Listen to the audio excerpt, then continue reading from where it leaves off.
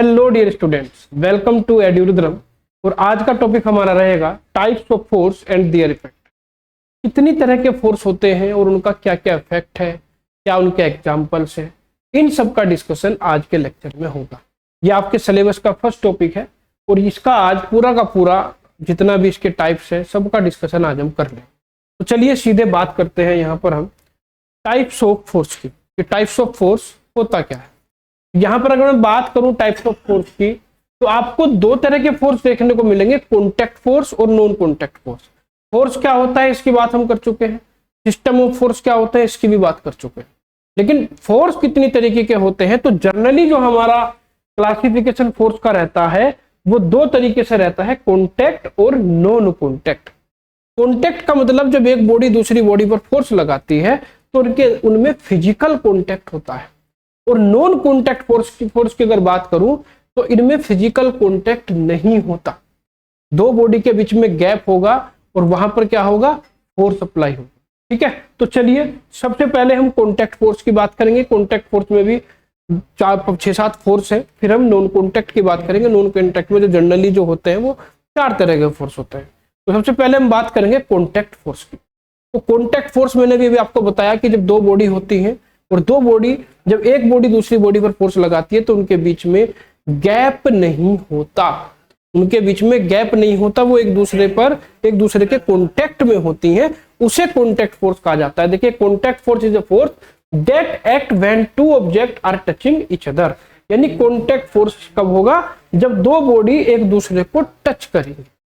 दो बॉडी एक दूसरे को फिजिकली टच करेंगी जब कांटेक्ट फोर्स आपका अप्लाई। ठीक है नहीं, अगर मैं सिंपल वर्ड में कहूं, physical contact between object is needed for a contact force to act. यानी जब दो बॉडी कॉन्टैक्ट फोर्स लगाने के लिए बॉडी का फिजिकल कॉन्टैक्ट में होना जरूरी है। ठीक है नहीं, अगर मैं डेली लाइफ की बात करूं तो डेली लाइफ में बहुत सारे कॉमन एग्जाम्पल है कॉन्टैक्ट फोर्स के। इसमें आपका पुश फोर्स, पुल फोर्स। जैसे कि आप कहीं जाते हैं तो वहां गेट पर पुश और पुल लिखा होता है, तो पुश होता है तो हम उसे गेट को पुश कर देते हैं, पुल लिखा होता है तो उसे पुल कर लेते हैं। वो भी हमारा क्या है, कॉन्टैक्ट फोर्स है। स्टॉप और change the motion of an object. यानी आपका जो कॉन्टैक्ट फोर्स होता है ये किसी भी बॉडी को पुश कर सकता है, पुल कर सकता है, स्टॉप रोक सकता है। कोई चलती हुई चीज को हम फोर्स लगाकर रोक सकते हैं। ठीक है नहीं, ये उसके मोशन में चेंज कर सकते हैं, जो उसकी स्पीड होती है उसे कम या ज्यादा कर सकते हैं। तो कॉन्टैक्ट सरफेस की अगर हम बात करें, एग्जांपल्स की बात करें, देखिए पुशिंग ए कार अप ए स्लोप। जैसे कि कोई स्लोप, कोई ढाल पर कोई कार खड़ी है तो हम उस पर फोर्स लगाकर उसे पुश कर सकते हैं, आगे की ओर बढ़ा सकते हैं।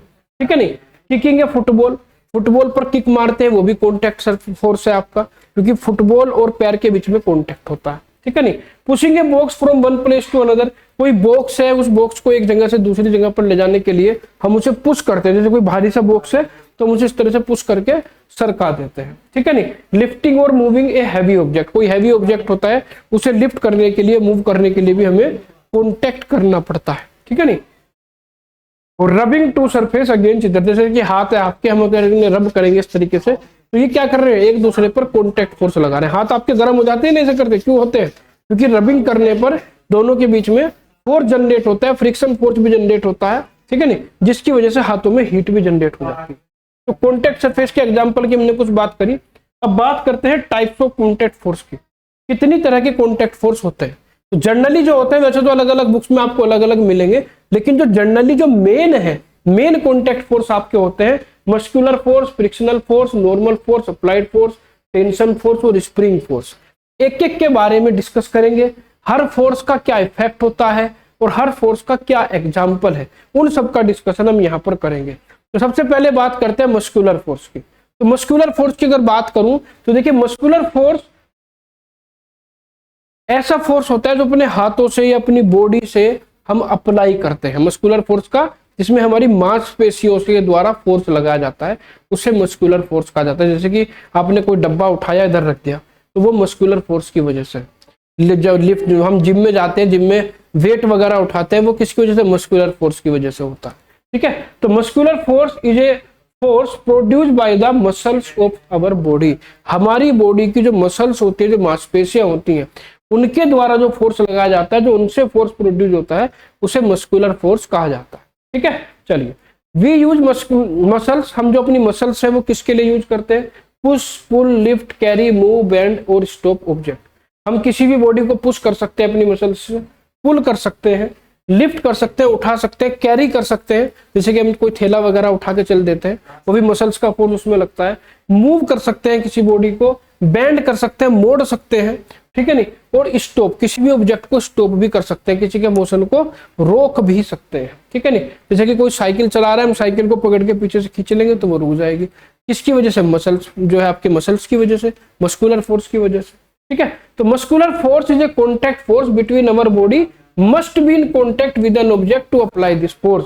यानी मस्कुलर फोर्स अप्लाई करने के लिए आप हमारी बॉडी का किसी ऑब्जेक्ट के साथ कांटेक्ट में होना जरूरी है। जिस ऑब्जेक्ट पर हमें लोड लगाना है, फोर्स लगाना है, उसके साथ कांटेक्ट में होना जरूरी होता है, ठीक है। अगर मैं एग्जांपल की बात करूं, देखिए when we push a table, जैसे किसी टेबल को हम पुश कर देते हैं तो उसकी पोजीशन चेंज हो जाती है, उसके अंदर मोशन क्रिएट हो जाता है। और hand touch the table and apply muscular force to it, जैसे ही हमारे हाथ टेबल को टच करते हैं तो अपनी मसल से हम फोर्स लगाकर उस टेबल को, उसकी पोजीशन को चेंज करते हैं, ठीक है नहीं। डेली लाइफ में बहुत सारे हमारे एग्जांपल हैं जिनमें हम मसल से, खाना खाते हैं वो भी मसल से, बर्तन उठा के रखते हैं वो भी मसल से होता है, साइकिल चलाते हैं वो भी मसल्स पावर हमारी होती है, ठीक है नहीं। तो इस तरीके से हमारी जो मांसपेशियां होती हैं, आप उनसे फोर्स अप्लाई कर सकते हैं किसी भी ऑब्जेक्ट पर। जैसे हम चलते हैं, वॉकिंग, हम चल रहे हैं, ये भी अपनी मसल्स की वजह से चल रहे हैं, मस्कुलर फोर्स लगाते हैं। दौड़ रहे हैं या स्टेज पर चढ़ रहे हैं, किसी बैग को उठा रहे हैं, डोर को ओपन कर रहे हैं, चेयर को पुश कर रहे हैं, राइडिंग बाईसाइकिल चला रहे हैं, गेम खेल रहे हैं, क्रिकेट खेल रहे हैं, ये सब मस्कुलर फोर्स की वजह से ही पॉसिबल हो पाता है। तो ये तो था जी मस्कुलर फोर्स। मस्कुलर फोर्स के एग्जाम्पल हैं बहुत सारे, जैसे कि lifting, pushing, pulling, walking, running, climbing stair, जैसे मैंने आपको बताया, किसी भी ऑब्जेक्ट को लिफ्ट करना, उठाना, पुश करना जैसे गेट को पुश कर दिया गया, गेट को पुल कर दिया, ठीक है नहीं। वॉकिंग, वॉक करना, चलना। रनिंग, दौड़ना, वो भी आपका मस्कुलर फोर्स में जाता है। सीढ़ियों पर चढ़ना, टग ऑफ वार, आपने देखा होगा, रस्सा खींच का जो खेल होता है वो भी आपका मस्कुलर पावर पर ही डिपेंड करता है। और आपका किकिंग, किसी जैसे फुटबॉल पर किक मार दिया, उसके अंदर में भी मस्कुलर फोर्स अप्लाई होता है। बॉक्सिंग करना, कुश्ती करना, कबड्डी, ये सब क्या है? ये सारे के सारे मस्कुलर फोर्स के एग्जाम्पल है। बॉक्सिंग, जैसे कि आपका जो है बॉक्सर होता है, बॉक्सर जो है बॉक्सिंग करता है, वो मस्कुलर फोर्स से करता है। ओपनिंग ए डोर, किसी दरवाजा खोलने के लिए मस्कुलर फोर्स लगाना पड़ेगा। साइकिलिंग करने के लिए, गेटिंग अप, जैसे कि हम सुबह को उठते हैं, चेयर से या बेड से उठते हैं, पड़े हैं, उठ रहे हैं, तो उसके लिए भी आपको पता है कि मसल्स का ही फोर्स लगाना पड़ता है। जो भारी व्यक्ति होते हैं वो बैठ के उठ नहीं पाते, वो किसी का हाथ पकड़ के उठ पाते हैं, क्योंकि उनकी जो मसल्स होती हैं वो इतना फोर्स जनरेट नहीं कर पाती, ठीक है नहीं। देखिए ये मैंने यहाँ पर डायग्राम भी दिया है जिसमें भी आप देख सकते हैं, यहाँ पर बॉक्स आप लिफ्ट कर रहे हैं, यहाँ पर पुश कर रहे हैं, यहाँ पर पुल कर रहे हैं, walking, running, climbing stair, tug of war, kicking, boxing, opening a door, cycling, getting up, sweeping, झाड़ू लगाते हैं, कैरिंग ए लोड, बैग उठा रहे हैं, ये सारे के सारे एग्जाम्पल आपके मस्कुलर फोर्स के हैं, ठीक है नहीं। तो इनसे एग्जाम्पल से थोड़ी सी चीजें आपको जल्दी समझ में आ जाती है। यहाँ पर अगर मैं इफेक्ट की बात करूं कि मस्कुलर फोर्स का इफेक्ट क्या पड़ता है, तो मस्कुलर फोर्स का जो इफेक्ट पड़ता है, देखिए फर्स्ट आपका आता है, it can move a stationary object. अगर कोई ऑब्जेक्ट आपका स्टेशनरी है, उसके अंदर मोशन नहीं है, आप उसके अंदर मोशन क्रिएट कर सकते हैं, ठीक है ना। जैसे कि टेबल है, टेबल को सरकाया, वो स्टेशनरी थी, आपने उसके अंदर मोशन क्रिएट कर दिया। या फुटबॉल पे किक मार दिया तो फुटबॉल रखी थी, वो आपकी मोशन में आ गई। It can stop a moving object, आप किसी भी चलती हुई ऑब्जेक्ट को रोक सकते हैं मस्कुलर पावर से, ठीक है नहीं। It can change the direction of motion, आप मोशन की डायरेक्शन को चेंज कर सकते हैं। अगर वो ईस्ट में जा रही है, आप उसे फोर्स लगा के वेस्ट में या नॉर्थ में किसी भी डायरेक्शन में चेंज कर सकते हैं। It can increase the speed of an object, ये किसी भी ऑब्जेक्ट की स्पीड को इंक्रीज कर सकते हैं। It can decrease speed of an object, ये किसी ऑब्जेक्ट की स्पीड को डिक्रीज कर सकते हैं। It can change the shape on object, ये किसी भी ऑब्जेक्ट की शेप को चेंज कर सकते हैं। It can change the position of object, ये किसी भी ऑब्जेक्ट की पोजीशन को चेंज कर सकते हैं। और it can hold object in a place, आप किसी भी ऑब्जेक्ट को किसी भी प्लेस पर होल्ड कर सकते हैं। क्लियर हो गई बात? चलिए, तो ये बहुत सारे एग्जाम्पल हैं। जैसे कि देखिए होल्ड की बात है, we can hold a book in our hand and prevent in from falling, जैसे कि कोई बुक हमने हाथ में उठा ली तो हमारे हाथ में होल्ड रहेगी जब तक हम उसे छोड़ेंगे नहीं। तो मस्कुलर पावर के बहुत सारे आपके एग्जांपल्स होते हैं। सेकंड आता है फ्रिक्शनल फोर्स। देखिए फ्रिक्शनल फोर्स जो होता है जनरली सभी जानते हैं, फ्रिक्शनल फोर्स होता है कि जैसे हम चल रहे हैं जब हम चलते हैं तो आपने देखा होगा जो स्लीपर या शूज होते हैं उसमें नीचे इस तरह का जो है वो मतलब रफ होता है, जो उसकी हमारे शूज वगैरह होते हैं, शूज वगैरह का जो बिल्कुल बैक वाला पोर्शन होता है नीचे वाला, वो बिल्कुल जो पीछे जो है वो कैसा रहता है, वो आपका जिसे सोल भी कहते हैं, वो आपका रफ होता है। रफ क्यों होता है? जिससे कि जब हम चले तो उसके अंदर फ्रिक्शन जनरेट हो, अगर फ्रिक्शन जनरेट नहीं होगा तो हम फिसल कर गिर जाएंगे। जैसे जब चप्पल वगैरह पुरानी हो जाती है तो जो फर्श वगैरह पर हम क्या हो जाते हैं, चलते चलते भी गिर जाते हैं क्योंकि फ्रिक्शन फोर्स नहीं होता। तो कुछ बहुत सारी चीजें ऐसी होती है जहां पर फ्रिक्शन फोर्स जरूरी हो जाता है, ठीक है नहीं। तो फ्रिक्शनल फोर्स हमेशा मोशन की अपोजिट डायरेक्शन में लगता है। जैसे कि हम आगे की ओर चल रहे हैं तो फ्रिक्शनल फोर्स पीछे की ओर लगे, ठीक है नहीं। तो मोशन की अपोजिट डायरेक्शन में फोर्स लगता है जो मोशन का अपोज करता है, जिसे फ्रिक्शनल फोर्स कहा जाता है। कुछ चीजों में फ्रिक्शनल फोर्स अच्छा होता है, जैसे कि मैंने चलने में बताया, बिना फ्रिक्शनल फोर्स के आप चल नहीं सकते। कुछ आपका जो जैसे कि आपका जो बेल्ट होती है, जो आपने देखा होगा आटा चक्की में बेल्ट वगैरह से पावर को ट्रांसफर करते हैं, तो वहां भी फ्रिक्शनल जरूरी होता है। अगर वहां फ्रिक्शन नहीं होगा तो बेल्ट स्लिप हो जाएगी। लेकिन कुछ जगह ऐसा होता है जहां पर फ्रिक्शन सही नहीं होता, जैसे कि अगर मैं बात करूं बाइक वगैरह में मोबिल ऑयल वगैरह डालते हैं, जिससे कि जो हमारे मूविंग पार्ट्स हैं बाइक वगैरह के, उनमें फ्रिक्शन ना हो, क्योंकि फ्रिक्शन होगा तो पार्ट टूट भी जाएगा और एनर्जी लॉस होगी। तो फ्रिक्शन पॉजिटिव और निगेटिव दोनों होते हैं, ठीक है नहीं। यहाँ पर अगर मैं बात करूं, देखिए frictional force is a force that act between two force when they move or try to move against each other. दो बॉडी है, दो बॉडी आपकी क्या कर रही है, एक दूसरे के रेस्पेक्ट में मोशन में। जैसे हम चल रहे हैं फर्श पर, तो क्या है, फर्श पर चल रहे हैं तो हम फर्श के रेस्पेक्ट में मोशन पर है, यानी फर्श और हमारा जो शूज है वो दोनों एक दूसरे के मोशन में आ जाते हैं। जो उनकी जो कॉन्टेक्ट सरफेस होती है, उस कॉन्टेक्ट सरफेस के बीच में मोशन के अपोजिट डायरेक्शन में फ्रिक्शनल फोर्स अप्लाई होता है, ठीक है। It can act always in opposite direction of motion, जैसे कि मैंने आपको बताया था कि मोशन के अपोजिट डायरेक्शन में फ्रिक्शन फोर्स काम करता है। फॉर एग्जाम्पल अगर हम बात करें, we can push a book across a table. जैसे कि कोई टेबल है, टेबल पर हम किसी बुक को पुश कर रहे हैं, जो पुश मतलब क्या कर रहे हैं, इस तरह से फोर्स लगा रहे हैं उस पर आगे की ओर। जैसे कि बुक रखी है, मैंने इस तरह से पुश कर दिया, तो वहां पर friction force act between the book and the table and make it difficult for the book to move. तो जो आपकी टेबल की सरफेस है और जो आपकी बुक है, उन दोनों की सरफेस के बीच में मोशन के अपोजिट डायरेक्शन में फ्रिक्शन फोर्स एक्ट करता है, ठीक है नहीं। तो friction is usually greater when the surface are rough and smaller when the surface are smooth.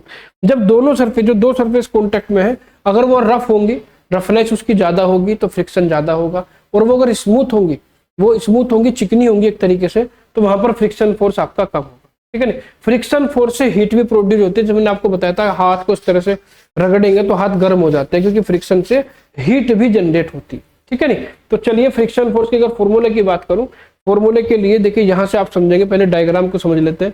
जैसे कि एक सरफेस ये है नीचे वाली आपकी, और एक सरफेस आपकी ये है जो बॉक्स ऊपर रखा है, ये सरफेस हो गई, सरफेस के ऊपर एक बॉक्स रखा है।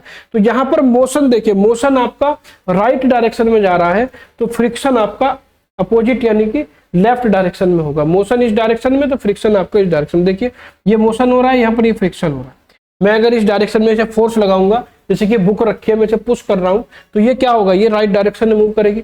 जब ये राइट डायरेक्शन में मूव करेगी तो आपका जो फ्रिक्शन होगा वो इसे अपोजिट डायरेक्शन में ले जाने की कोशिश करेगा, और अपोजिट डायरेक्शन में फ्रिक्शन फोर्स लगेगा, ठीक है नहीं, ये ध्यान रखना है। तो यहाँ पर क्या होता है, जब कोई भी बॉडी किसी दूसरी सरफेस पर रखी हुई होती है, तो नीचे वाली सरफेस ऊपर वाली सरफेस पर क्या लगाती है, रिएक्शन लगाती है, ऊपर वाली नीचे वाले पर रिएक्शन लगाती है। तो जो नीचे की तरफ रिएक्शन लगेगी वो तो ग्रेविटी की वजह से लगेगी, नीचे ग्रेविटी की। जैसे कि इसका मास अगर m होगा तो इसका जो वेट हो जाएगा mg, वो नीचे की ओर काम करेगा। और दोनों सरफेस के परपेंडिकुलर डायरेक्शन में एक नॉर्मल फोर्स लगता है, जिसे कैपिटल N कहते हैं। क्या कहते हैं, कैपिटल N, ठीक है नहीं। ये नॉर्मल फोर्स लगता है दोनों सरफेस के परपेंडिकुलर, ठीक है नहीं। ये जो जहां कॉन्टेक्ट सरफेस है, कॉन्टेक्ट सरफेस के परपेंडिकुलर नॉर्मल सरफेस आपको दिख रहा होगा। तो फ्रिक्शनल फोर्स निकालने के लिए हम क्या करते हैं, जो ये नॉर्मल फोर्स होता है, नॉर्मल फोर्स में कोफिशिएंट ऑफ फ्रिक्शन की मल्टीप्लाई कर देते हैं। कोफिशिएंट ऑफ फ्रिक्शन कहते हैं म्यू।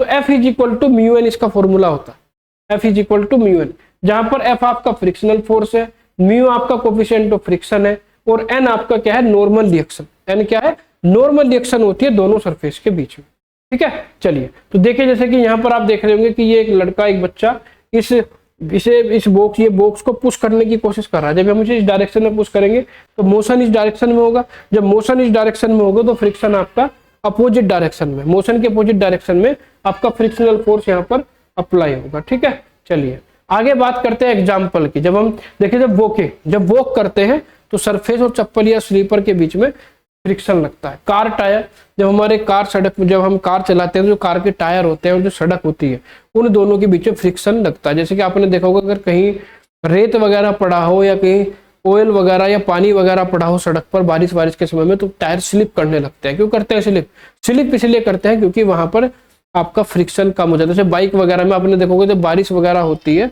तो बारिश के समय में हम एकदम से ब्रेक नहीं लगाते, ब्रेक लगाएंगे तो स्लिप हो जाएगी गाड़ी। क्यों? क्योंकि फ्रिक्शन कम हो जाता है। तो टायर और सड़क के बीच में फ्रिक्शन का होना जरूरी है, तभी आपकी कार चल पाएगी, बाइक चल पाएगी, साइकिल चल पाएगी। ठीक है।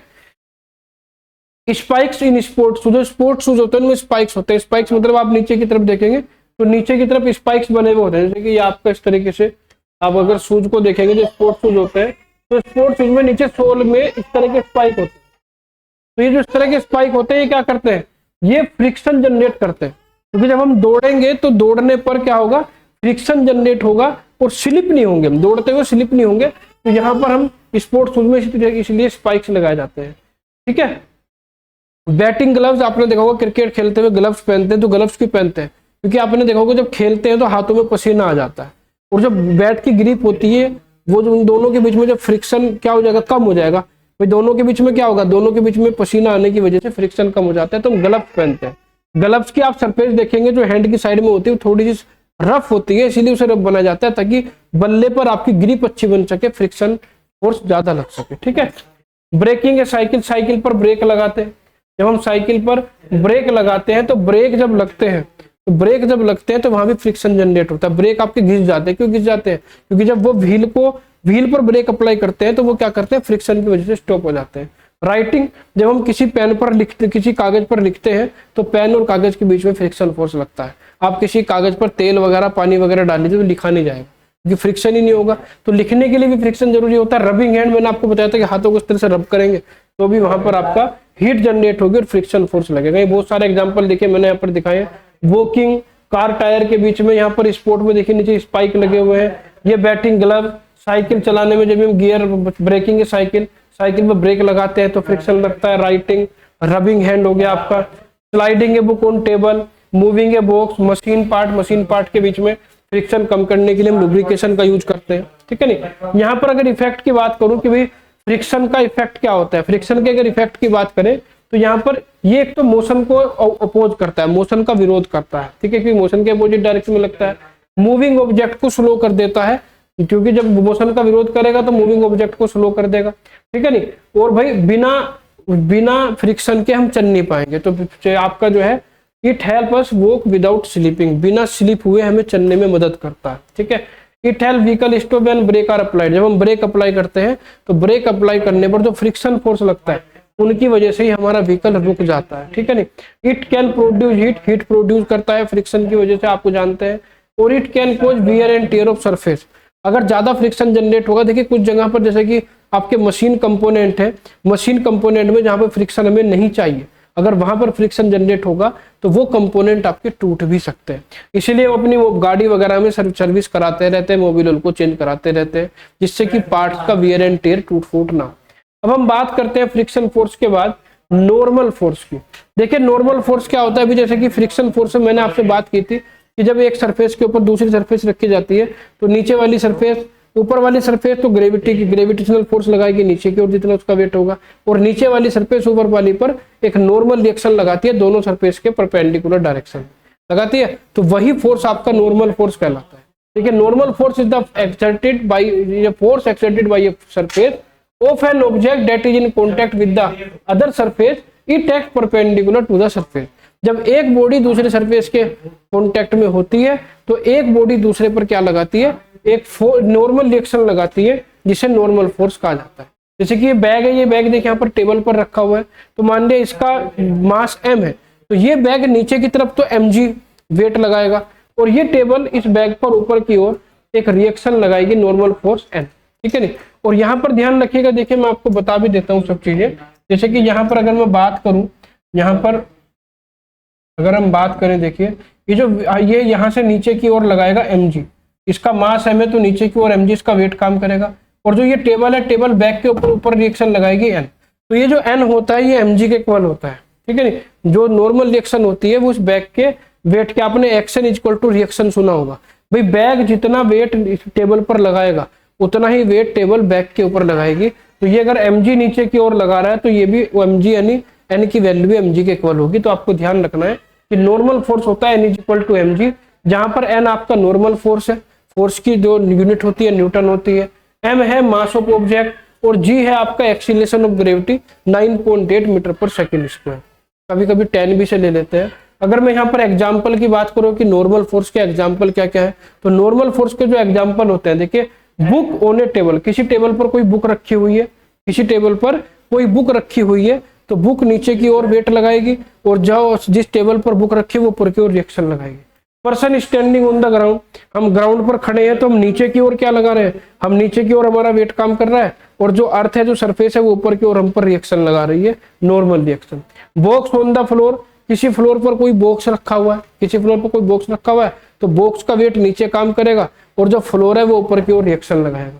Car on the road, car road पर चल रही है तो कार का जो वेट है वो नीचे की ओर काम कर रहा है और जो सरफेस है आपकी, जो रोड है वो उस पर ऊपर की ओर रिएक्शन लगाती है, ठीक है नहीं। चेयर सपोर्टिंग ए पर्सन, हम जब चेयर पर बैठते हैं तो चेयर पर क्यों बैठ पाते हैं, हमारा जो वेट है वो नीचे की ओर काम करता है चेयर पर और चेयर ऊपर की ओर हम पर एक रिएक्शन लगाती है जिसकी वजह से हम चेयर पर आसानी से बैठ पाते हैं, ठीक है ना। ये देखिए बहुत सारे एग्जाम्पल है, ये बुक रखी है, इसका वेट नीचे काम कर रहा है, रिएक्शन ऊपर काम कर रही है। हम नीचे खड़े, हम यहाँ पर सरफेस पर खड़े हैं तो नीचे वेट ऊपर रिएक्शन। ये बॉक्स रखा है सरफेस पर, नीचे वेट ऊपर रिएक्शन। ये गाड़ी है, देखिए नीचे वेट इसका ऊपर रिएक्शन। हम यहाँ पर चेयर पर बैठे हैं तो नीचे वेट ऊपर रिएक्शन। हम यहाँ पर देखिए इस तरह से फोर्स अप्लाई कर रहे हैं, जितना फोर्स हम किसी चीज पर अप्लाई कर रहे हैं उतनी अपोजिट डायरेक्शन में एक नॉर्मल रिएक्शन के फॉर्म में नॉर्मल फोर्स लग रहा है, ठीक है। तो ये होता है जी नॉर्मल फोर्स। अगर हम किसी बॉडी के कॉन्टेक्ट में है तो जितना फोर्स हम बॉडी पर लगा रहे हैं उतनी ही अपोजिट रिएक्शन हम पर भी लग रही है, ये नॉर्मल फोर्स आपका होता है। तो यहाँ पर अगर मैं इफेक्ट की बात करूँ भी क्या क्या इफेक्ट इसके पड़ते हैं, सपोर्ट ऑब्जेक्ट, ऑब्जेक्ट को सपोर्ट करते हैं। अगर टेबल पर हमने बुक रखी तो वो रखी रहेगी, क्यों, क्योंकि बुक टेबल पर फोर्स लगा रही है नीचे की ओर और टेबल जो है वो बुक पर लगा रही है, ठीक है नहीं। तो यहाँ पर देखिए जैसे जो आपका जो है ये किसी भी इट सपोर्ट ऑब्जेक्ट प्लेस होने सरफेस, किसी भी सरफेस पर अगर कोई ऑब्जेक्ट रखा है तो उसे सपोर्ट करने का काम करता है। सेकंड आता है hold keep object, sorry prevent object from falling through the surface, किसी भी ऑब्जेक्ट को सरफेस पर गिरने से रोकता है, ठीक है नहीं, क्योंकि ये बैलेंस करता है फोर्स को। भाई डाउनवर्ड ग्रेविटेशनल फोर्स लग रहा है और ऊपर नॉर्मल रिएक्शन लग रही है, तो ये क्या करता है, जितना फोर्स नीचे की तरफ लग रहा है उतनी ऊपर की तरफ, तो जो आपका रिजल्टेंट फोर्स होता है वो 0 हो जाता है, क्योंकि नीचे 5 न्यूटन का तो ऊपर भी 5 न्यूटन का, तो नीचे जा रहा है तो माइनस, ऊपर जा रहा है तो प्लस, प्लस माइनस 0 हो जाता है, सीधी सी बात है। तो ये फोर्स को बैलेंस करने का काम करता है, ठीक है नहीं। चलिए, help keep object at rest, ये आप किसी भी ऑब्जेक्ट को रेस्ट में रखने के लिए हेल्प करता है, ठीक है। When normal force balance the force the object remains stationary, जैसे a bag remains still on a table, किसी टेबल पर अगर मैं कोई बैग रख दूंगा तो वो बैग उसी पोजीशन में बना रहेगा, वो रेस्ट में बना रहेगा, क्योंकि बैग नीचे की ओर ग्रेविटेशनल फोर्स लगा रहा है और आपका जो चेयर है, जो टेबल है, वो बैग पर ऊपर की ओर फोर्स लगा रहा है। हेल्पिंग इन वॉकिंग, हम चलते हैं तो चलते हुए क्या होता है, हम सरफेस पर फोर्स लगाते हैं, सरफेस हम पर फोर्स लगाती है तो आसानी से हम चल पाते हैं। हेल्प व्हीकल मूव सेफली, ठीक है नहीं, तो क्योंकि जो हमारे टायर होते हैं, टायर हमारे जो है वो नीचे सरफेस पर रोड पर फोर्स लगा रहे हैं, ठीक है नहीं, और रोड टायर पर जो है क्या लगा रही है, फोर्स लगा रही है, तो ये क्या करता है, जो व्हीकल्स होता है सेफली मूव करने का काम करता है, ठीक है नहीं। और चेंज विद द लोड, अगर मैं चेंज कर दूंगा, जैसे कि भाई मैंने किसी टेबल पर 5 किलो का कोई वजन रख दिया, अगर मैं उसे 10 किलो का वजन कर दूंगा तो क्या होगा, आपका वेट बढ़ जाएगा, तो जब ज्यादा वेट नीचे काम करेगा तो आपकी रिएक्शन भी बढ़ जाएगी। तो वेट चेंज करने पर या मास चेंज करने पर आपकी नॉर्मल रिएक्शन चेंज हो जाती है, तो ये नॉर्मल फोर्स के कुछ इफेक्ट रहते हैं। नेक्स्ट आता है अप्लाइड फोर्स। अप्लाइड फोर्स क्या होता है, देखिए जब हम किसी बॉडी पर फोर्स अप्लाई करते हैं तो 2 तरह के फोर्स होते हैं, या तो हम पुश करते हैं या पुल करते हैं, या पुश करते हैं या पुल करते हैं। देखिए applied force is a force that is directly applied to an object by a person और अनदर ऑब्जेक्ट। जब हम किसी पर्सन या किसी अनदर ऑब्जेक्ट की वजह से जब हम डायरेक्टली किसी बॉडी पर फोर्स लगाते हैं तो वो फोर्स या तो पुल होगा या पुश होगा। भाई इस पत्थर को या तो हम खींच रहे हैं तो ये पुल हो गया, अगर हम इसे पुश कर रहे हैं तो ये पुश फोर्स हो गया आपका, ठीक है नहीं। तो 2 ही तरह के फोर्स आपके होते हैं, पुल और पुश। ठीक, तो पुल और पुश फोर्स को हम अप्लाइड फोर्स की कैटेगरी में रखते हैं, ठीक है नहीं। अगर मैं एग्जांपल की बात करूं, पुशिंग ए बॉक्स, किसी बॉक्स को पुश करना, पुलिंग ए रोप, किसी रस्सी को खींचना, ये भी आपका अप्लाइड फोर्स है। किकिंग ए फुटबॉल, किसी फुटबॉल पर किक मार रहे हैं, तो ये कॉन्टैक्ट सरफेस का तो टाइप है, सीधी सी बात है। किकिंग वाला पहले भी आया है, ये मस्कुलर फोर्स में भी आता है। अप्लाइड फोर्स भी एक तरह से मस्कुलर फोर्स ही है, जब उसे हम मसल्स के द्वारा लगाएंगे तो भाई आपका मस्कुलर फोर्स हो जाएगा। लेकिन जरूरी नहीं है कि अप्लाइड फोर्स मस्कुलर फोर्स ही हो, आप किसी मोटर के थ्रू या किसी मशीन के थ्रू भी फोर्स को अप्लाई कर सकते हैं। जैसे कि हम जो है जेसीबी वगैरह से फोर्स लगाते हैं, तो वो मस्कुलर तो नहीं है लेकिन अप्लाइड फोर्स है वो, ठीक है नहीं। ओपनिंग ए डोर, किसी डोर को ओपन करते हैं तो वहां भी पुश या पुल करते हैं। पुशिंग ए ट्रॉली, किसी ट्रॉली में जैसे सामान रख के ले जाते हैं तो भी पुश या पुल करते हैं। और लिफ्टिंग ए बैग, किसी बैग को उठाते हैं तो या तो ऊपर को उठाएंगे या नीचे को रखेंगे, तो वो भी आपका क्या होता है, वो भी अप्लाइड फोर्स के अंडर में आता है। देखिए सारे एग्जांपल है, पुश कर रहे हैं, यहाँ पर पुल कर रहे हैं, ये पुश पुल, ये सारे पुश और पुल जितने मैंने एग्जांपल आपको बताए, ये सारे अप्लाइड फोर्स की कैटेगरी में आते हैं। इफेक्ट इसका क्या क्या होता है, देखिए किसी भी ऑब्जेक्ट में मोशन स्टार्ट कर सकते हैं, किसी भी ऑब्जेक्ट के मोशन को स्टॉप कर सकते हैं, रोक सकते हैं, ठीक है नहीं। स्पीड को इंक्रीज कर सकते हैं, स्पीड को डिक्रीज कर सकते हैं, डायरेक्शन को चेंज कर सकते हैं, शेप को चेंज कर सकते हैं।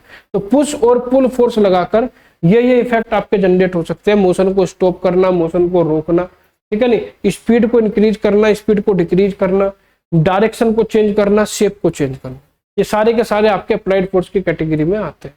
अप्लाइड फोर्स के बाद आता है टेंशन फोर्स। देखिए टेंशन फोर्स क्या होता है, टेंशन फोर्स जैसे कोई रस्सी है, आपने घर में कोई कपड़ा टांगने के लिए रस्सी बांध दी, तो आपने इस पर रस्सी पे क्या करते हैं, कपड़े डालते हैं, तो आपने देखा होगा रस्सी अगर इस तरह से है तो कपड़े टांगने के बाद वो थोड़ी सी स्लोप में आ जाती है। स्लोप में क्यों आ जाती है, क्योंकि जैसे ही आप उस रस्सी पर लोड अप्लाई करेंगे, कपड़े टांगेंगे, तो उसके अंदर टेंशन क्रिएट हो जाती है, ठीक है नहीं। तो इस तरह के फोर्स को टेंशन फोर्स कहा जाता है। तो देखिए tension force is a force that develop in a rope, string, wire or cable when it is pulled or stretch. जब हम किसी भी रोप पर, स्ट्रिंग पर, वायर पर या केबल को पुल करते हैं, स्ट्रेच करते हैं, खींचते हैं या उस पर कोई फोर्स लगाते हैं, जब फोर्स लगाते हैं तो खींची जाती है, ठीक है नहीं, तो वहां पर टेंशन फोर्स क्रिएट हो जाता है। इन सिंपल वर्ड में अगर मैं कहूं, when we pull a rope from its end, जब हम किसी रस्सी को इसके दोनों सिरे से पकड़ के खींचते हैं, ठीक है नहीं, द रोप बिकम टाइट, तो रोप आपकी टाइट हो जाती है, and produce a force called tension force, और उसमें टेंशन फोर्स क्रिएट हो जाता है, उसकी लेंथ भी बढ़ जाती है और उसके अंदर टेंशन फोर्स क्रिएट हो जाता है। Tension force always act along the length of the rope और स्ट्रिंग। जो टेंशन फोर्स होता है वो जो आपकी रोप की लेंथ होगी उसमें उसके अलोंग ही काम करेगा, ठीक है नहीं। अगर मैं यहाँ पर एग्जांपल की बात करूं, जैसे आपने पर्वतारोही देखे होंगे, जो जब हम चढ़ते हैं, जैसे कि आपने देखा होगा कि भाई पहाड़ों पर चढ़ रहे हैं रस्सी वगैरह की हेल्प से, तो वहां पर क्या होता है, देखिए when a mountaineer climbs a mountain using a rope, the rope becomes stretch due to the weight of the mountain, ठीक है नहीं। जो पर्वतारोही होते हैं, जब वो पर्वत पर चढ़ते हैं, तो आपने देखा होगा जब रस्सी पर चढ़ते हैं तो रस्सी के अंदर खिंचाव पैदा हो जाता है, टेंशन क्रिएट हो जाती है, ठीक है नहीं। चलिए अब यहाँ पर अगर हम बात करें, देखिए ये टेंशन फोर्स है रस्सी में, यहाँ पर रस्सी में हमने कोई ये वजन लटका दिया तो उसकी में भी टेंशन हो जाएगी। यहाँ पर हमने देखे ये इस तरह से एक बास्केट बांध दी, तो ये रस्सी जो उसमें बास्केट बंधी हुई है इनमें भी टेंशन होगी। ये देखिए ये आपकी बाल्टी एक बंधी हुई है, तो दोनों रस्सी में टेंशन है। या कुएं से पानी को हम खींच रहे हैं तो यहाँ भी दोनों में टेंशन होती है। तो इस तरीके से रोप वगैरह में, केबल वगैरह में यहाँ पर इस तरह से आपका जो टेंशन फोर्स होता है वो क्रिएट होती है, ठीक है नहीं। एग्जाम्पल की अगर मैं बात करूं, जैसे कि मैंने पर्वतारोही की बात की थी, क्रेन लिफ्टिंग, क्रेन में देखा होगा आपने भी रस्सी वगैरह से कुछ भी खींच लेते हैं, तो ये क्रेन लिफ्टिंग में भी आपका जो केबल होता है, बड़े बड़े मोटे मोटे वायर होते हैं, उनमें भी टेंशन क्रिएट होती है। स्विंग, ठीक है नहीं, जो रोप होती है, sitting on A swing, the rope support the weight of a person sitting on A swing, ठीक है नहीं। तो यहाँ पर आपका जो है, एक मिनट जो है, जैसे स्विंग होता है, जैसे कोई रस्सी होती है, रस्सी क्या करती है, किसी भी पर्सन के वेट को सपोर्ट करने का काम करती है, ठीक है नहीं।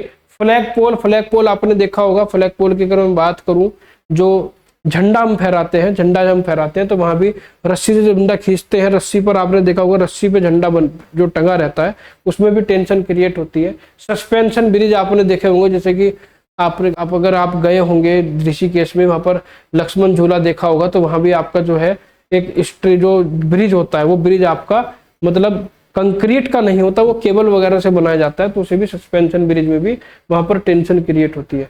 बकेट इन ए वाल, जैसे कि हम किसी कुएं में जो पानी खींचते हैं तो वहां भी रस्सी में क्या होती है, टेंशन क्रिएट होती है। अगर आप कम फोर्स में, अगर आपका फोर्स जो है वो कम है, अगर वो आपका फोर्स कम है, अब सॉरी आपकी जो रस्सी है वो कमजोर है और आप उससे ज्यादा पानी खींच रहे हैं तो ज्यादा टेंशन की वजह से टूट भी जाती है, ठीक है नहीं। तो ये भी ध्यान रखना है। जैसे कि देखिए ये माउंटेनियरिंग हो गया, ये क्रेन लिफ्टिंग, ये स्विंग आपका झूला हो गया, ये आपकी बकेट इन ए वाल हो गई, ये आपका टेंशन इन द रोप, जब हम कोई गाड़ी खराब हो जाती है तो उस पर रस्सी से बांध के उसे खींच लाते हैं, ठीक है नहीं। यहाँ पर देखिए ये आपका ब्रिज हो गया, केबल वाला ब्रिज जो होता है, ये आपका देखिए जो रस्सी में जो झंडा बंधा रहता है इसमें भी टेंशन होती है।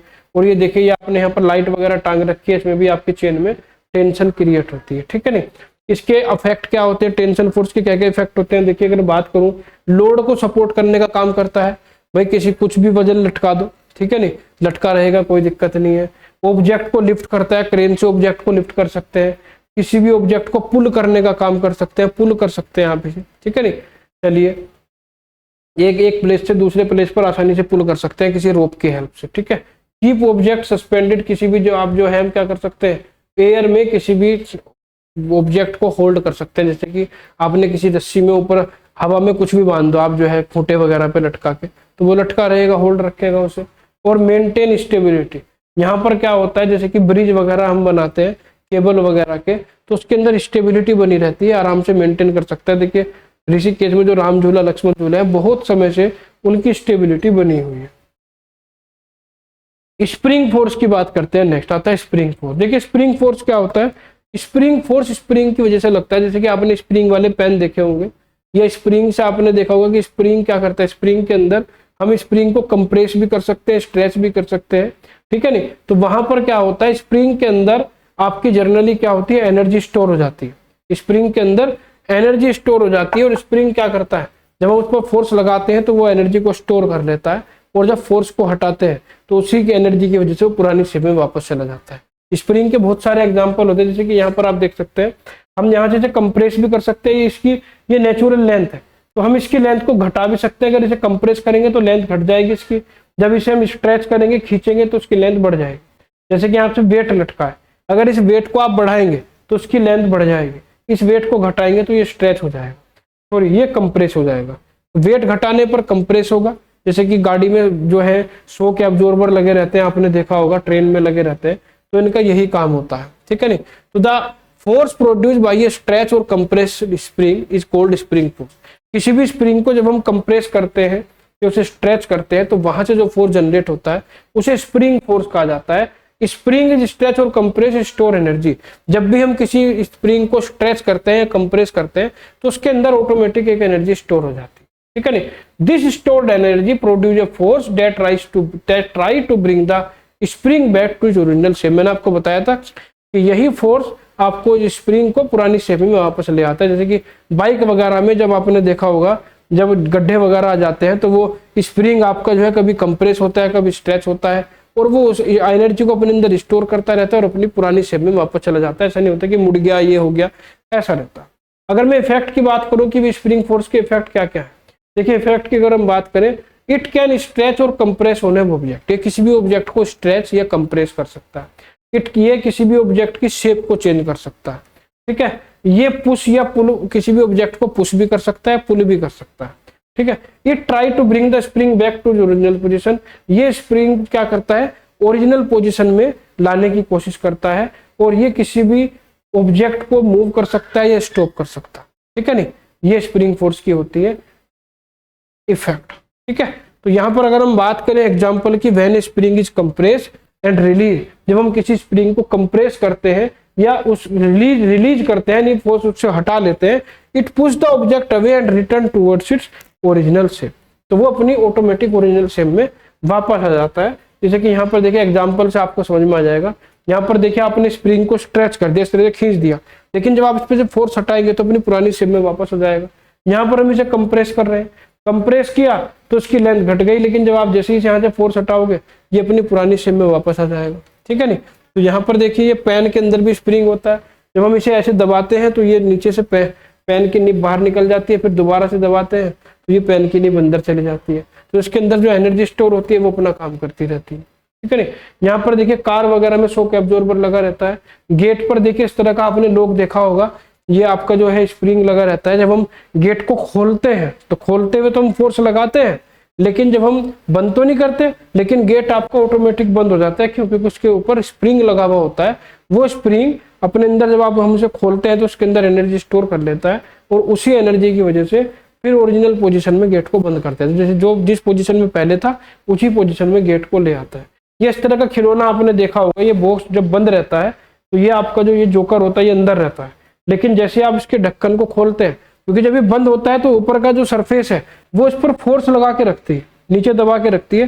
जैसे आप ऊपर के ढक्कन को कवर को ओपन करेंगे तो जब फोर्स हट जाएगा और स्प्रिंग आपका पुरानी शेप में एकदम से वापस आ जाएगा, ठीक है नहीं। तो ये आपके स्प्रिंग फोर्स के एग्जाम्पल रहते हैं। फिर आता है air resisting force. Air resisting force देखिए क्या होता है, जैसे कि हम बाइक चलाते हैं या कार चलाते हैं तो क्या होता है, जिस स्पीड से हम जा रहे हैं, जिस डायरेक्शन में जा रहे हैं, उसके अपोजिट डायरेक्शन में जो एयर होती है वो उसे अपोजिट डायरेक्शन में, जैसे फ्रिक्शन फोर्स अपोजिट डायरेक्शन में लगता है, ऐसी एयर रेजिस्टिंग फोर्स भी अपोजिट डायरेक्शन में काम करता है, मोशन के अपोजिट डायरेक्शन में। जैसे कि देखिए बाइक आप चला रहे हैं तो ग्रेविटी का फोर्स नीचे लगेगा, फ्रिक्शन टायर में लगेगा, लेकिन यहाँ पर जो एयर चल रही है वो मोशन के अपोजिट डायरेक्शन में, देखिए यहाँ पर एयर रेजिस्टेंस का काम कर रही है। तो देखिए the force experience by an object when it move through air is called air resistance force. Air की वजह से जो मोशन के अपोजिट डायरेक्शन में फोर्स लगता है उसे कहा जाता है एयर रेजिस्टेंस फोर्स। ये सारे के सारे कॉन्टैक्ट फोर्स है, क्योंकि जब एयर इसके कॉन्टैक्ट में आएगी तभी अप्लाई होगा ही, ठीक है नहीं। तो ये सारे के सारे कॉन्टैक्ट फोर्स के एग्जाम्पल आपके चल रहे हैं। It is a type of frictional force. ये एक तरह से फ्रिक्शनल फोर्स होता है, जैसे फ्रिक्शनल फोर्स मोशन के अपोजिट डायरेक्शन में काम करता है, इसी तरीके से एयर रेजिस्टेंस फोर्स भी फ्रिक्शनल फोर्स के अपोजिट डायरेक्शन में काम करता है, ठीक है नहीं। जैसे कि साइकिल का एग्जांपल मैंने आपको बताया, बिल्कुल ये है। अगर मैं इसके इफेक्ट की बात करूं, इसका क्या क्या इफेक्ट पड़ता है, देखिए it's so slow down moving object. जब किसी भी मोशन के अपोजिट डायरेक्शन में फोर्स लगेगा तो सीधी सी बात है उसके मोशन क्या हो जाएगा, स्लो हो जाएगा।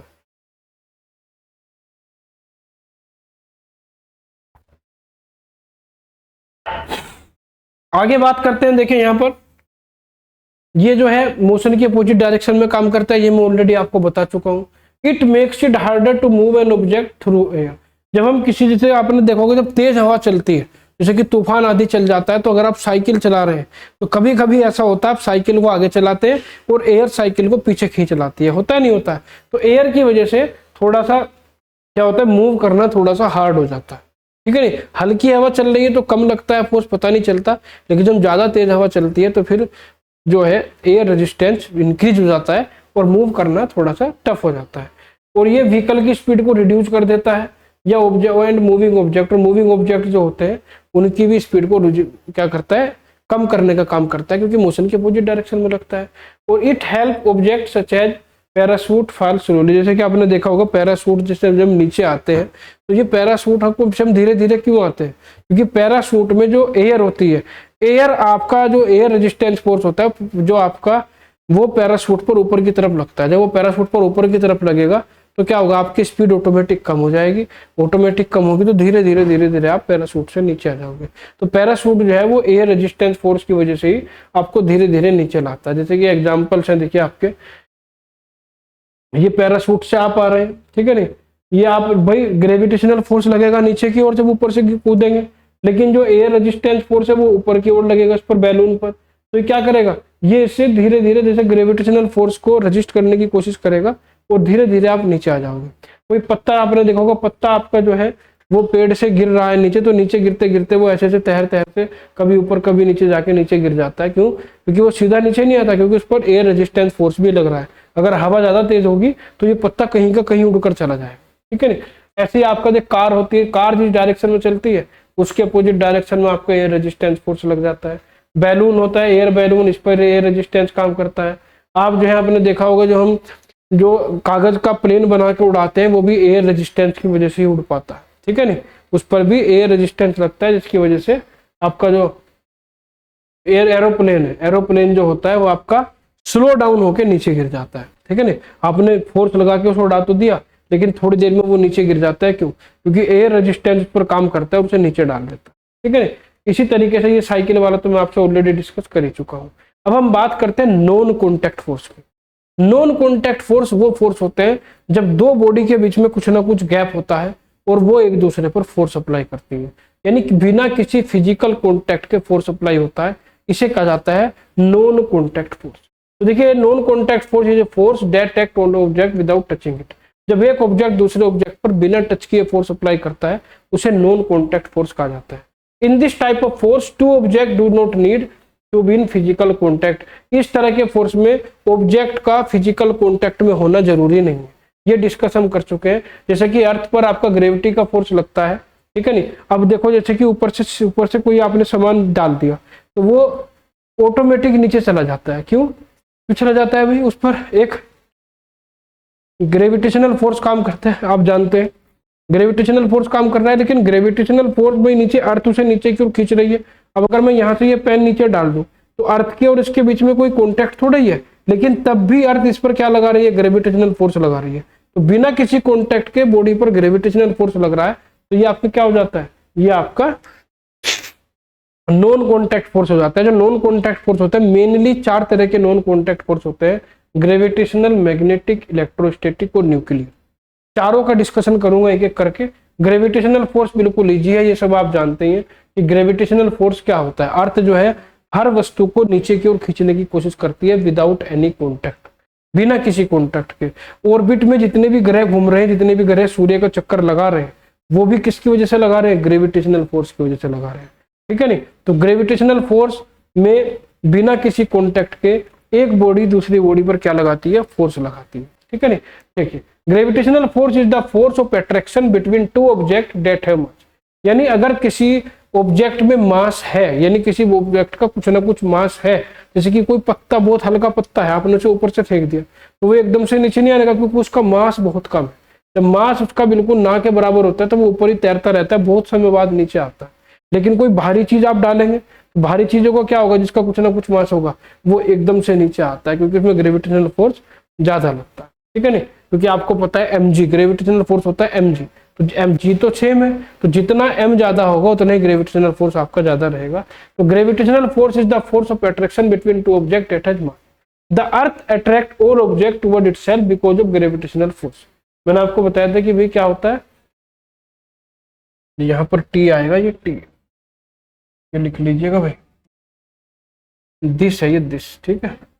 यहाँ से ये हटा दीजिए। चलिए अब यहाँ पर देखिए, अगर हम बात करें, जो हम बात कर रहे थे ग्रेविटेशनल फोर्स की, this force act without physical contact, so it is non contact force. मैं आपको बता चुका हूँ कि इसके अंदर फिजिकल कॉन्टैक्ट की आवश्यकता नहीं होती, ये बिना फिजिकल कॉन्टैक्ट के अप्लाई होता है, इसलिए नॉन कॉन्टैक्ट फोर्स की श्रेणी में आता है, ठीक है नहीं। और ग्रेविटेशनल फोर्स हर जगह लगता है, हर जगह, कहीं पर ज्यादा कहीं पर कम। आप जो है चंद्रमा पे चले जाएंगे, दूसरे ग्रह पर चले जाएंगे, वहां पर ग्रेविटेशनल फोर्स कम हो जाता है, लेकिन लगेगा जरूर कुछ ना कुछ, ठीक है नहीं।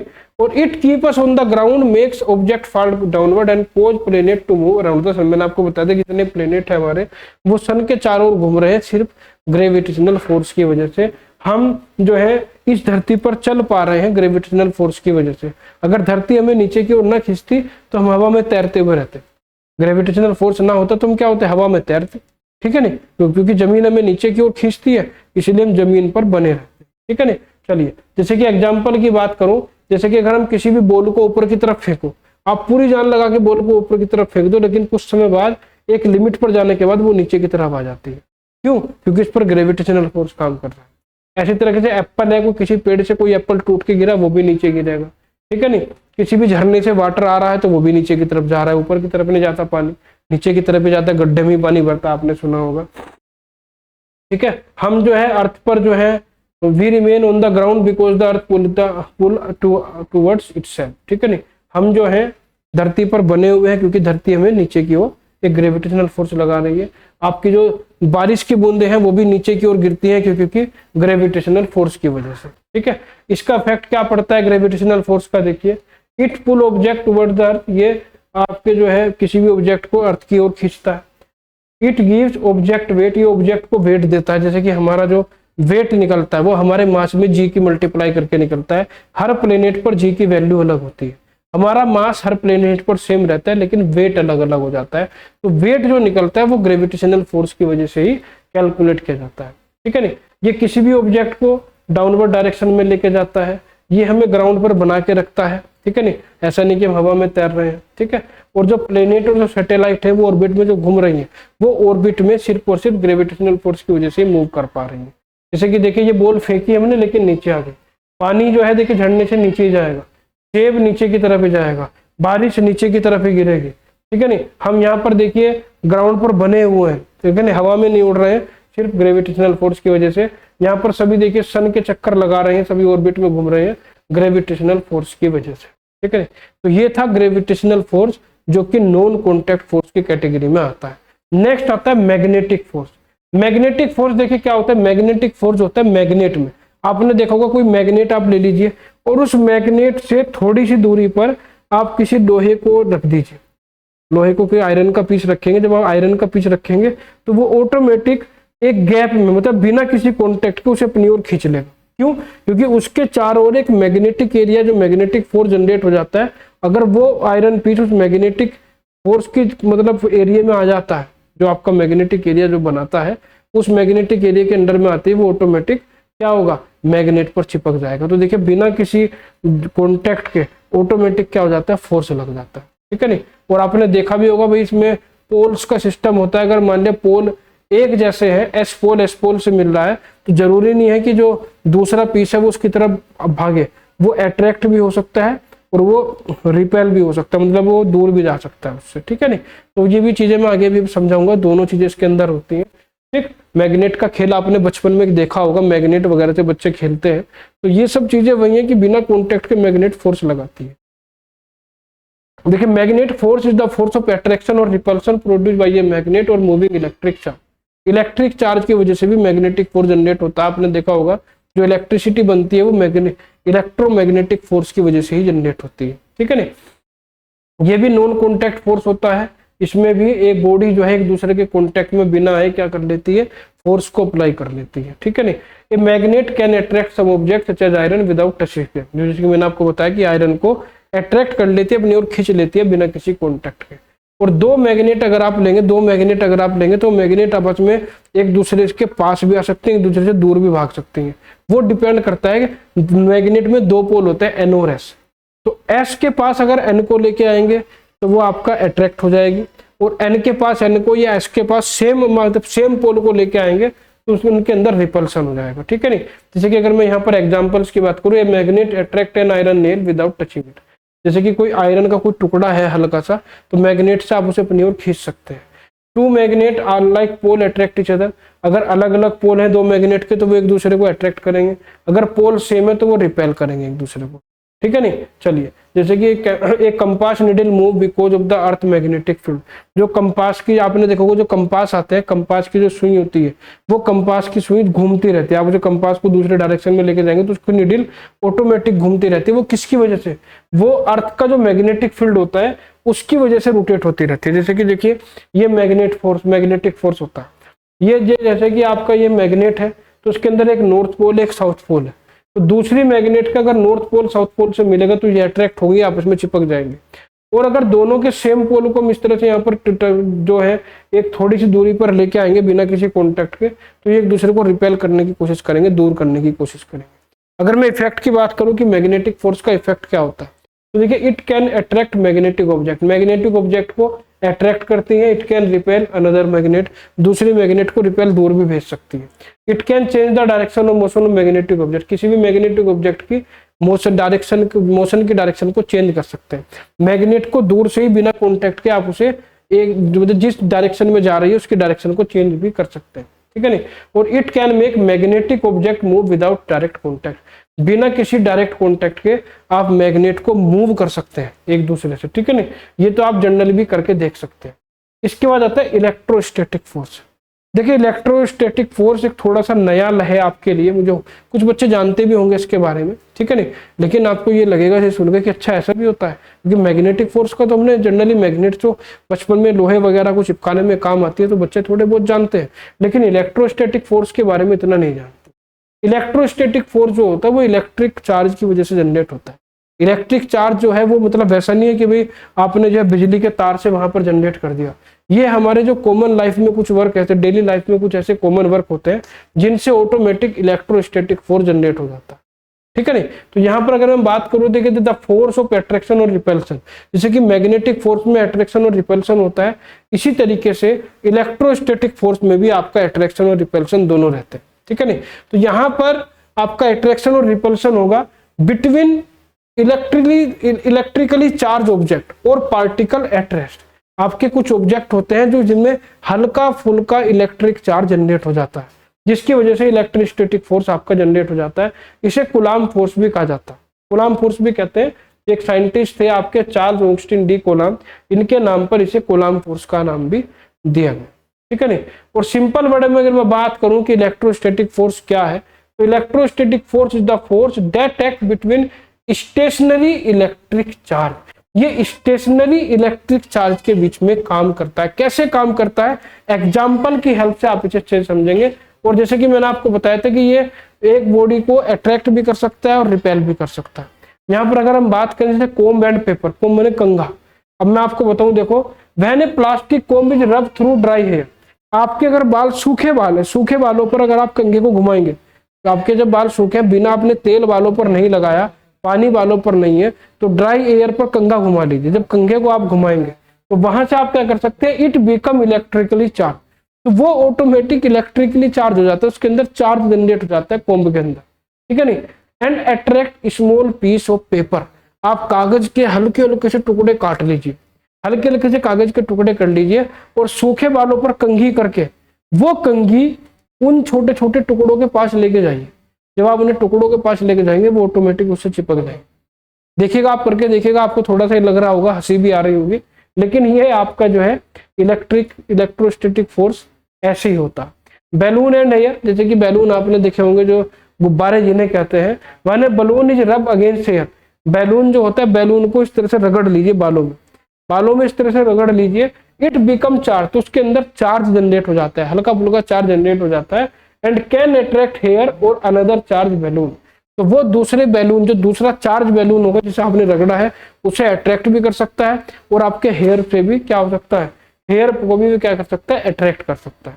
क्लोथिंग स्टिकिंग टुगेदर, जैसे कि आपने देखो जो सिंथेटिक कपड़े होते हैं या सिल्क के जो कपड़े होते हैं, ठीक है नहीं, ये आपके इन्हें अगर मैं आपस में रगड़ दूं तो कपड़ों को आपस में रगड़ने में, सिल्क या सिंथेटिक, तो वो एक दूसरे को क्या करते हैं, एक दूसरे में वो आपका इलेक्ट्रोस्टैटिक फोर्स को क्रिएट करते हैं। जैसे कि एग्जांपल में दिखा दूं, जैसे कि कंघी है, कंघी को सूखे बालों पर इस तरह से करिए आप, ये छोटे छोटे पेपर टुकड़ों को ये अट्रैक्ट कर लेगा।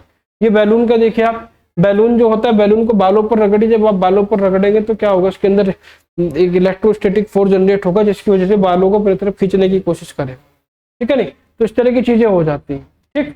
आपका जो है ये इलेक्ट्रोस्टैटिक फोर्स होता है। इलेक्ट्रोस्टैटिक फोर्स में देखिए जो इसके इफेक्ट है, ये मैंने आपको बताया था, अट्रैक्शन, अट्रैक्ट भी कर सकता है, रिपल्सन भी कर सकता है आपका, ठीक है। अगर आपके जो चार्ज है, जैसे कि उसके अंदर पोल होता है, इसके अंदर चार्ज होता है प्लस और माइनस, तो प्लस और माइनस को जोड़ेंगे, जैसे कि यहाँ पर देखिए ये आपका बैलून के अंदर निगेटिव चार्ज है और हेयर के अंदर पॉजिटिव चार्ज है, तो दोनों एक दूसरे को अट्रैक्ट करेंगे, दोनों एक दूसरे को अट्रैक्ट करेंगे। लेकिन ये भी प्लस होगा तो ये भी प्लस होगा, तो दोनों एक दूसरे को रिपेल करने की कोशिश करेंगे।